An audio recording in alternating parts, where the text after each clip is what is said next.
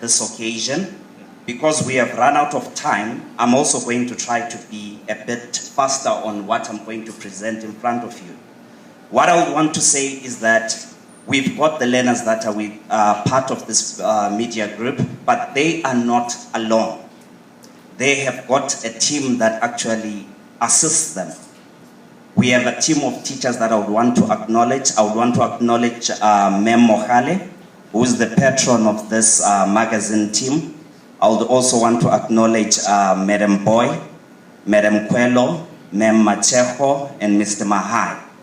So what I would want to put across is that a lot of times in the media, teachers are always portrayed as bad people. But what I've come to realize is that teachers have emotions too. And in a lot of time, teachers have a moral purpose. And what I've also discovered, even if they've got different emotions pertaining to education, but they are tied down to one thing.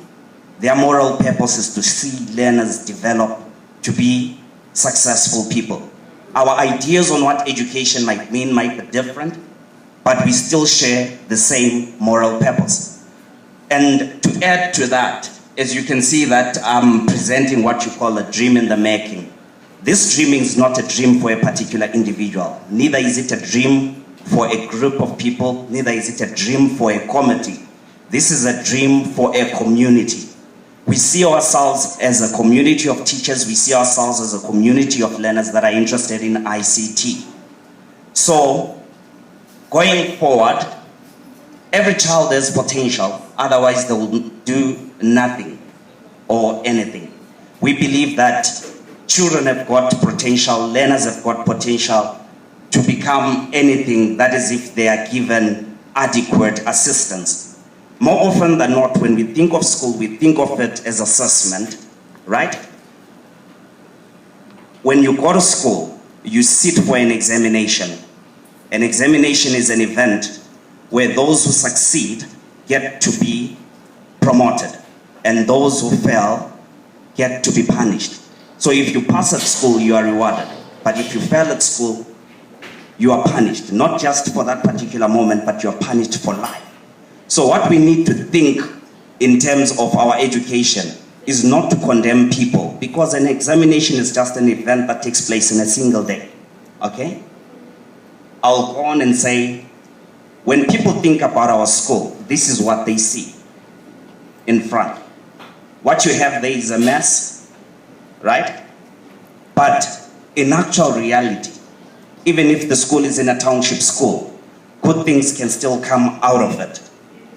Okay, what is this project about? The project is in twofold, okay? Our project is in twofold. Our primary objective is to train learners in the use of ICTs and to promote what you call project-based learning in schools. I'm sure most of you have actually realized that the department has rolled out smart boards and tablets to learners. That is still part of project-based learning. But what we are doing, we are also driving it using social media so that we can actually achieve that goal. We're not only trying to give them a skill, but we want them to develop knowledge that can actually be used. Social media and ICT is not going to make sense if we do not have our own locally produced content, which is out there that we can actually relate to if we are to use it in a classroom.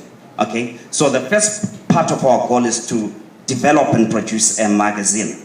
Then we've got a legacy project that was a result of this particular small growth.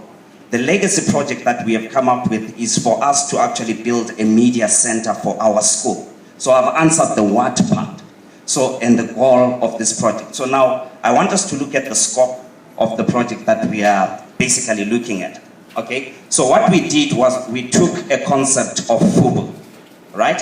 FUBU is an American label for us by us, which was done by Black Americans in Illinois in the United States, okay? So what we're basically doing, we're trying to get everybody involved, from the educator in the classroom to the learners, to the community and all other stakeholders, different stakeholders who have an interest in education, with the mind of promoting effective learning within the classroom using ICT, okay? So now, how are we going to achieve this?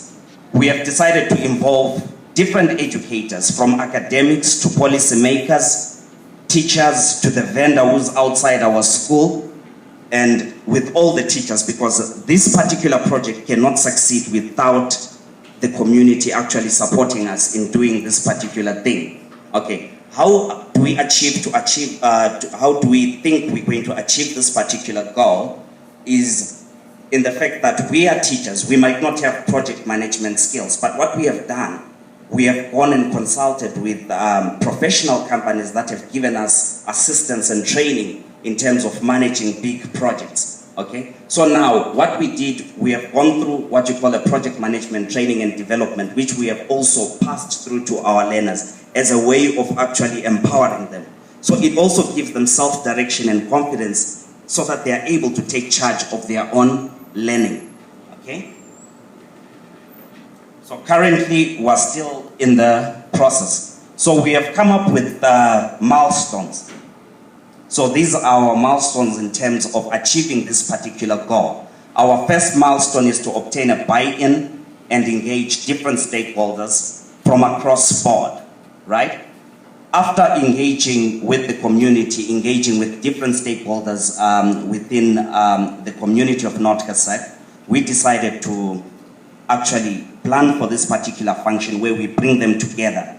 That is why all of you are here, so that you can discuss and assist us and give us maybe insight as to how we're going to better achieve these particular goals. So our objective within this breakfast is to raise at least 100,000 rand.